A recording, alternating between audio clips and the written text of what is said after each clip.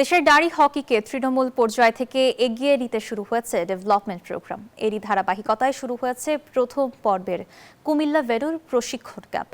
7 জেলা থেকে প্রতিভাবান নারী খেলোয়াড়রা খুঁজে দক্ষ করে গড়ে তোলাই এই আয়োজনের লক্ষ্য। লাল সবুজ জার্সিতে খেলার স্বপ্ন দেখছেন প্রশিক্ষণ নিতে আসা খেলোয়াড়রা।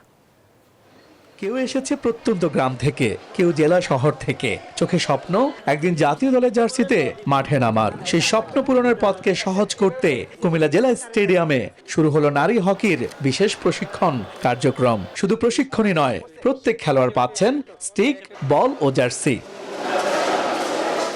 তৃণমূল পর্যায় থেকে প্রতিভাবান নারী হকি খেলোয়াড় তৈরি করতে প্রথম পর্বে নেওয়া হয়েছে 7টি জেলা। এর মধ্যে নারায়ণগঞ্জে প্রশিক্ষণ সফলভাবে শেষ হয়েছে, আর নেত্রকোনায় চলছে কার্যক্রম। কুমিল্লার পর প্রথমবারের মতো এই কর্মসূচিতে যুক্ত হচ্ছে পার্বত্য 3 জেলা বান্দরবান, রাঙ্গামাটি ও খাগড়াছড়ি। পাশাপাশি যুক্ত হচ্ছে সিলেটও। আমাকে হয়তো প্র্যাকটিস করতে হবে বা আমাকে ওই খেলাটা শিখতে হবে, যাতে লাইফে কিছু একটা করতে পারি বা একটা পর্যায়ে যেতে পারি। স্বপ্ন দেখি জাতীয় পর্যায়ে একদিন খেলবো। আমি বলেছি যে আমি একজন খেলোয়াড় হব, তখন থেকে শুরু করেছি। সামনে বাংলাদেশ টিমের হয়ে খেলতে পারে সেই লক্ষ্যে আমাদের কাজ করা।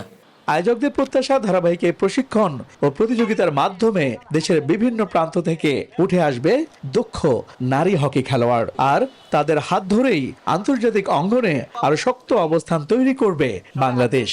খেলার দিকে মনোযোগ দিবে এবং আমাদের করণীয় যেটা আমরা তোমাদেরকে নার্সিং করব। বিশ্বের বিভিন্ন যে টুর্নামেন্টগুলো হবে হকিতে আমাদের ছেলেমেয়েরা অংশগ্রহণ করবে এবং ভালো রেজাল্ট নিয়ে আসবে। অভিভাবক যারা আছে তারাও যেন ভবিষ্যতে বুঝতে পারে যে ভালোভাবে খেলাধুলা করেও ক্যারিয়ার অর্জন করা যায়।